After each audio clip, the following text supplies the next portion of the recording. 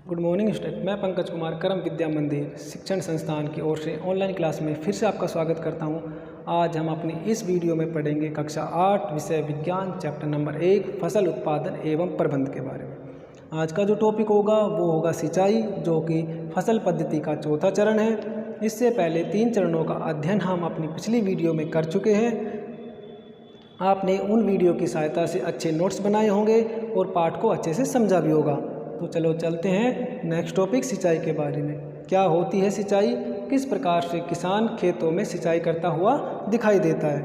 बच्चों, आपने खेतों में किसानों को पानी देते हुए ज़रूर देखा होगा और यह भी नोट किया होगा कि किसान एक निश्चित समय अंतराल के पश्चात ही खेतों में पानी देता हुआ नजर आता है। क्या खेतों में निश्चित समय अंतराल के पश्चात पानी देने की क्रिया ही सिंचाई कहलाती है? चलो इसे हम अच्छे से समझते हैं। टॉपिक लिखो सिंचाई। आप जल्दी से इसकी परिभाषा भी नोट कर लेना। फसलों को समय समय पर उनकी आवश्यकता अनुसार जल देने की क्रिया ही सिंचाई कहलाती है। जी बिल्कुल, हम कह सकते हैं कि जब किसान एक निश्चित समय अंतराल के पश्चात खेतों में पानी देता हुआ नजर आता है तो वो क्रिया सिंचाई कहलाती है। अब बात करते हैं फसलों को सिंचाई की आवश्यकता क्यों होती है। फसलों को सिंचाई की आवश्यकता निम्न कारणों से होती है। कौन कौन से कारण हैं? नंबर 1, सिंचाई करने से फसलों की जलापूर्ति हो जाती है, अर्थात सिंचाई के माध्यम से ही पादपों को जल प्राप्त हो पाता है। नंबर 2, पादपों की वृद्धि एवं विकास भी सिंचाई पर ही निर्भर होता है।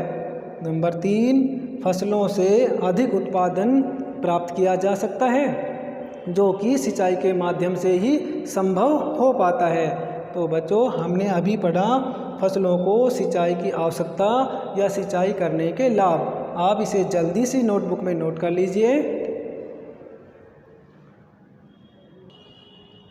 अब बात करते हैं सिंचाई करने के साधन या सिंचाई करने के स्रोत। किन किन स्रोतों के उपयोग से हम खेतों में सिंचाई कर सकते हैं। तो हम बात करते हैं सिंचाई के साधन या स्रोत। फसलों में सिंचाई करने हेतु 2 साधनों या स्रोतों का उपयोग किया जाता है। कौन कौन से वो होते हैं? नंबर 1, पारंपरिक स्रोत और नंबर 2, आधुनिक स्रोत। अब बात करते हैं नंबर 1, पारंपरिक स्रोत क्या होते हैं।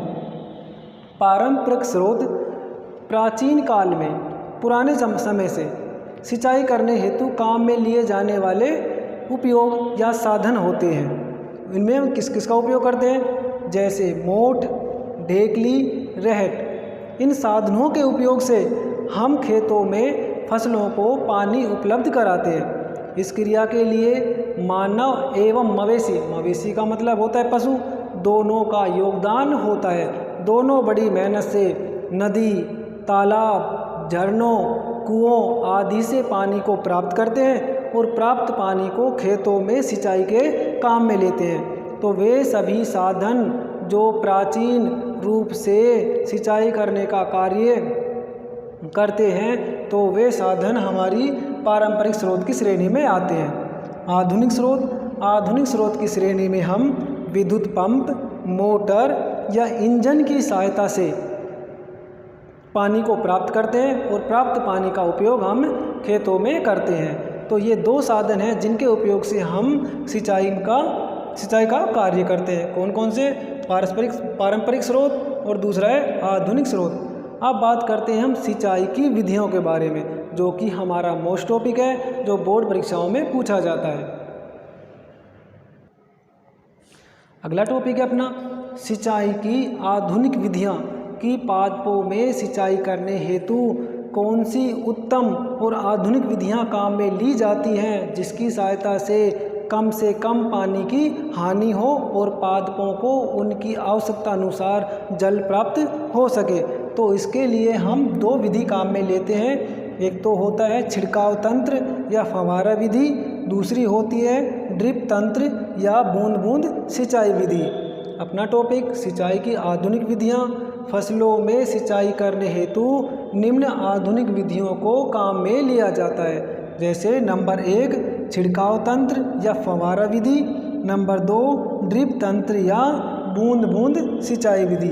अब बात करते हैं नंबर 1, छिड़काव तंत्र या फव्वारा विधि क्या होती है। छिड़काव तंत्र या फव्वारा विधि क्या होती है?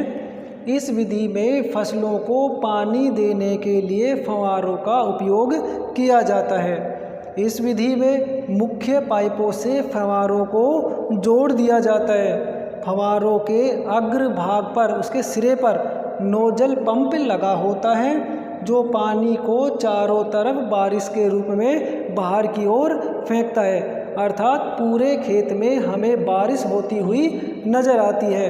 तो यह विधि छिड़काव तंत्र या फव्वारा विधि कहलाती है। आप इसे जल्दी से नोट कर लीजिए। छिड़काव तंत्र या फव्वारा विधि, इस विधि में फसलों को पानी देने के लिए फव्वारों का उपयोग किया जाता है। इस विधि में मुख्य पाइपों से फव्वारों को जोड़ दिया जाता है। फव्वारों के अग्र भाग पर नोजल लगा होता है जो पानी को चारों तरफ बारिश के रूप में बाहर फेंकता है, जिससे पानी बारिश के रूप में हमें नज़र आता है। तो यह विधि छिड़काव तंत्र या फव्वारा विधि कहलाती है। आप इसे जल्दी से नोट कर लीजिए। चलो अब समझते हैं दूसरी विधि, ड्रिप तंत्र या बूंद बूंद सिंचाई। इस विधि में क्या होता है? इस विधि में क्या होता है, एक बड़ा मुख्य पाइप होता है। एक बड़ा मुख्य पाइप होता है। इस पाइप से बहुत सारी छोटी छोटी नलियों के समान पाइपों को पूरे खेत में बिछा दिया जाता है। इस प्रकार से छोटे छोटे नली के समान पाइपों को बिछा दिया जाता है। बिछा दिया।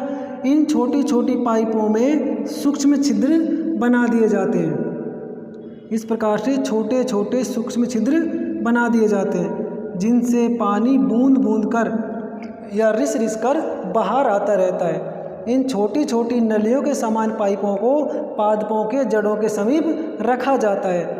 इस विधि का उपयोग बड़े पादपों में सिंचाई करने के काम में लिया जाता है। तो इस विधि को हमने कैसे समझा? इस विधि में एक मुख्य पाइप होता है। इस मुख्य पाइप से छोटी छोटी पाइप लाइनों को पूरे खेतों में जाल के रूप में बिछा दिया जाता है।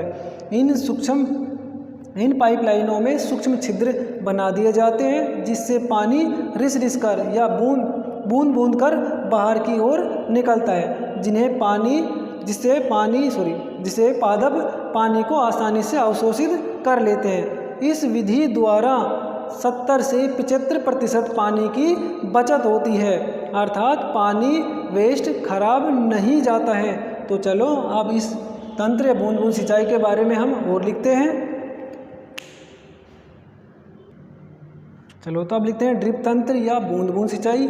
इस विधि को किस प्रकार से लिख सकते हैं? इस विधि में एक मुख्य बड़ा पाइप होता है, जिससे अनेक छोटे छोटे नलियों के समान पाइपों को जोड़ दिया जाता है। इन नलियों